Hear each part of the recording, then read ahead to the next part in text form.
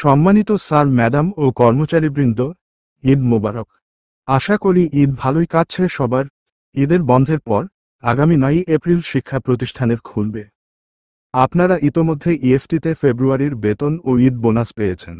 এখন অপেক্ষা, কবে মার্চের বেতন ও বৈশাখী ভাতা পাবেন। বেতনের জটিলতায় এমপিওভুক্ত শিক্ষক কর্মচারীরা বিপদগ্রস্ত। তাদের ভোগান্তি কমাতেই অন্তর্বর্তীকালীন সরকার ইএফটির মাধ্যমে বেতন দেওয়ার উদ্যোগ গ্রহণ করে। আশা করছি সম্পূর্ণ ভিডিও দেখবেন। ভালো লাগলে লাইক, সাবস্ক্রাইব করে আমাদের পাশে থাকবেন। বন্ধুরা, আপনাদের এক একটি ছোট সাবস্ক্রাইব আমাদের চ্যানেলের জন্য বিশাল অনুপ্রেরণা। প্লিজ লাইক, কমেন্ট ও সাবস্ক্রাইব করুন আর আমাদেরকে পরবর্তী ভিডিও বানাতে উৎসাহিত করুন। মাউশির কতিপয় কর্মকর্তার অসহযোগিতার ফলে ইএফটির গাড়া কলে পড়ে এমপিওভুক্ত শিক্ষকদের জীবন অস্বাগত। হাজার হাজার শিক্ষক কর্মচারী ঈদ কাটাতে পারবে কিনা এই বিষয়ে শঙ্কায় ছিল। ঈদের ঠিক 2 দিন আগে শুক্রবারে বিশেষ ব্যবস্থায় শিক্ষকদের বেতন তোলার সুযোগ দেয় মাউশি।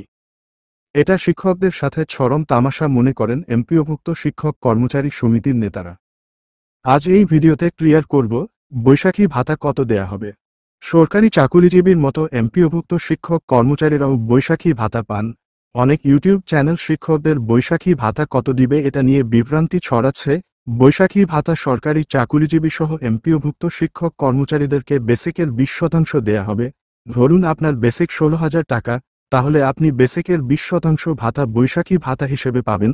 তার মানে আপনি পাচ্ছেন আপনার বেসিক যত তার 20%। 16,000 বেসিক হলে পাচ্ছে 3,200 টাকা, এর বেশি দেয়া হবে না। যারা বিভ্রান্তি ছড়াচ্ছে তারা না জেনে বিভ্রান্তি ছড়াচ্ছে।